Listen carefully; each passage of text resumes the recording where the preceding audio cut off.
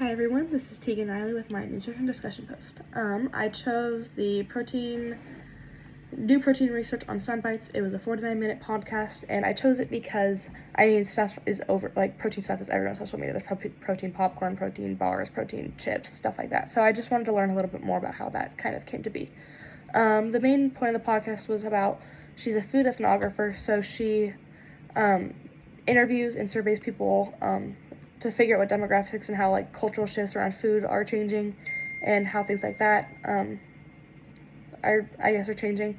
So it kind of went about how cultural shifts from meat-based to protein-based or plant-based, stuff like that. So that was the main thing, and then talking about a lot of the micro cultures that have come up, especially with social media being more popular. The first thing that stuck out to me was how trends on social media, or the protein trends on social media, came out for the first time in 2024 to 2025 as a big impact. And that was just important to me because it shows how influential social media is, especially with Gen Z, because our generation prioritizes wellness and health a lot. So I found that to be interesting. And then how a lot of people were reporting that eating protein helped their mental health because they were able to feel energized and fueled.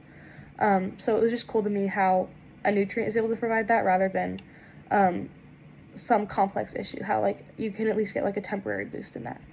And then the third thing that stuck out to me a lot was how the first thing that people tend to look at when they're looking at labels is the expiration date for protein, and rather than ingredients, because I was expecting it to be ingredients and nutrition facts first, but a lot of people look at the expiration date to see how long their food will last.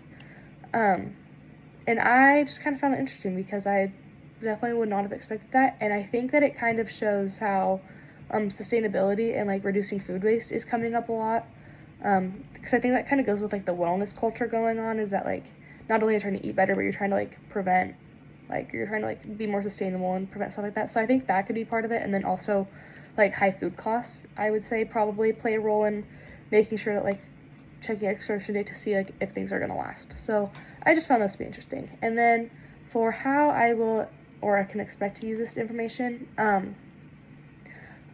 think it's really interesting that the second point I had about how protein helps mental health. When you're caring for people, you aren't just caring for their body, you're supposed to care for all of them. So if you're able to do both at the same time by recommending to eat more protein to kind of get those small wins of feeling energized and meeting goals, I think that's really interesting without having to obviously sometimes you would need medication, but if you're able to provide that without medication, and giving that whole care, then I find that to be, or that I think that I could use that a lot in my career as a nurse. So thank you.